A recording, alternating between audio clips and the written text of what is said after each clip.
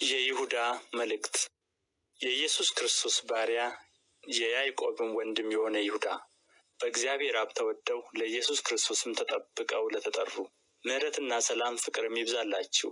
ወዳጆች ሆይ፣ ስለምንካፈለው ስለ መዳናችን ልጽፍላችሁ እጅግ ተግቼ ሳለሁ ለቅዱሳን አንድ ጊዜ ፈጽሞ ስለተሰጠ ሃይማኖት እንድትጋደሉ እየመከርኋችሁ እጽፍላችሁ ዘንድ ግድ ሆነብኝ።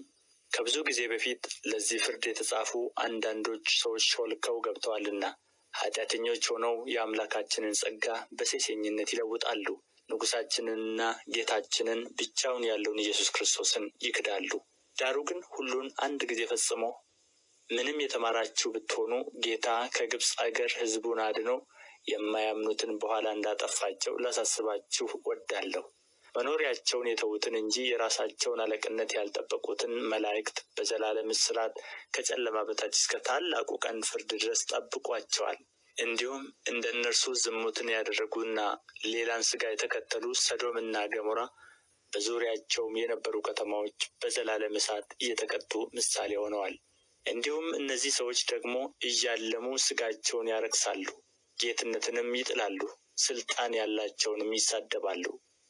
የመላእክት አለቃ ሚካኤል ግን ከዲያብሎስ ጋር በተከራከረ ጊዜ ስለ ሙሴ ሥጋ ሲነጋገር ጌታ ይገሥጽህ አለው እንጂ የስድብን ፍርድ ሊናገረው አልደፈረም። እነዚህም ግን የማያውቁትን ሁሉ ይሳደባሉ። አእምሮም እንደሌላቸው እንስሶች በፍጥረታቸው በሚያውቁት ሁሉ በእርሱ ይጠፋሉ። ወዮላቸው!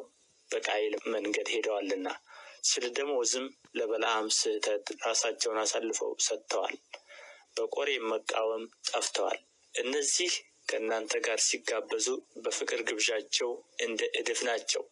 እንደ እረኞች ያለ ፍርሃት ራሳቸውን ይጠብቃሉ። በነፋስ የተወሰዱ ውሃ የሌለባቸው ደመናዎች፣ ፍሬ የማያፈሩ 2 ጊዜ የሞቱ ከነሥራቸው የተነቀሉ በበጋ የደረቁ ዛፎች የገዛ ነውራቸውን አረፋ እየደፈቁ ጨካኝ የባህር ማዕበል፣ ድቅድቅ ጨለማ ለዘላለም የተጠበቀላቸው የሚንከራተቱ ከዋክብት ናቸው።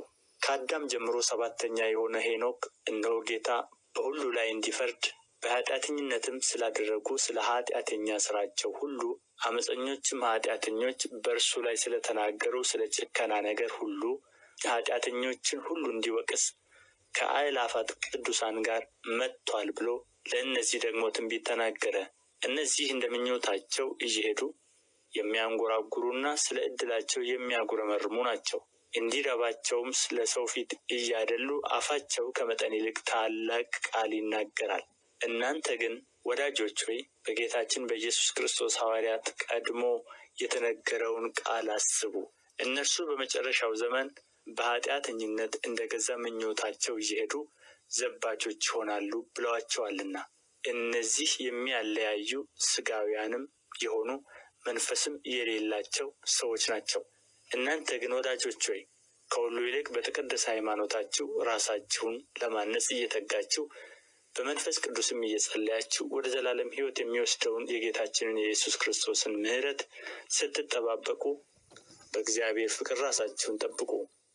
አንዳንዶች ተከራካሪዎችንም ውቀሱ፣ አንዳንዶችን ከእሳት ነጥቃችሁ አድኑ፣ አንዳንዶችንም በሥጋ የረከሰውን ልብስ እንኳ እየጠላችሁ በፍርሃት ማሩ። ሳትሰናከሉም እንዲጠብቃችሁ በክብሩም ፊት በደስታ ነውር የሌላችሁ አድርጎ እንዲያቆማችሁ ለሚችለው ብቻውን ለሆነ አምላክና መድኃኒታችን ከዘመን ሁሉ በፊት አሁንም እስከ ዘላለም ድረስ በጌታችን በኢየሱስ ክርስቶስ ክብርና ግርማ ኃይልም ሥልጣንም ይሁን፣